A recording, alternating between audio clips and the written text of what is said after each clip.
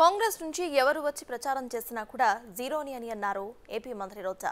షర్మిల పేరు ఎత్తకుండానే ఆమెపై సెటైర్లు వేశారు. పక్క రాష్ట్రాల్లో పార్టీలు పెట్టే పోటీ చేయకుండానే విలీనాలు చేసి వచ్చారంటూ సెటైర్స్ వేశారు. రాజశేఖర్ రెడ్డి చనిపోయాక రాష్ట్రాన్ని కాంగ్రెస్ ముక్కలు చేసిందని ఫైర్ అయ్యారు రోజా.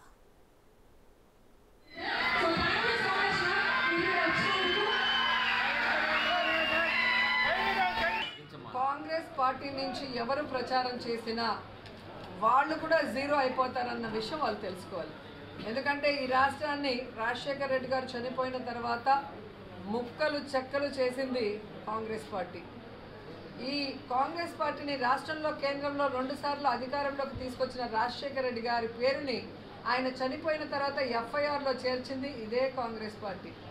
తన తండ్రి కోసం చనిపోయిన ప్రజల్ని ఓదార్చాలి అంటే జగనన్నని విజయమ్మని మెడబట్టుకొని కాంగ్రెస్ నుంచి బయటికి తోసేసి వాళ్ళని ఎలా హ్యూమిలేట్ చేశారో కాంగ్రెస్ పార్టీ రాష్ట్ర ప్రజలు మర్చిపోలేరు.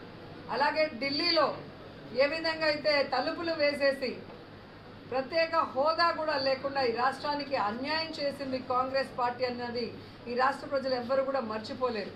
ఈరోజు రాజశేఖర్ రెడ్డి గారిని నమ్ముకున్న ప్రజలు అన్యాయం కాకూడదని జగన్మోహన్ రెడ్డి గారు వైఎస్ఆర్ ఆశయాలకు అనుగుణ వైఎస్ఆర్ కాంగ్రెస్ పార్టీని స్థాపించి ఎన్ని కష్టాలు వచ్చినా ఎన్ని అవమానాలు వచ్చినా ఈరోజు ఎన్ని తప్పుడు కేసులు పెట్టి జైల్లో పెట్టినా ఏ రోజు మొక్కువని ధైర్యంతో చెరగని చిరునవ్వుతో ప్రజల మొహాల్లో చిరునవ్వు చూడాలని ఈ రోజుటి వరకు ఎవరికి తల వంచకుండా రాజకీయం చేసిన నాయకుడు జగనన్న.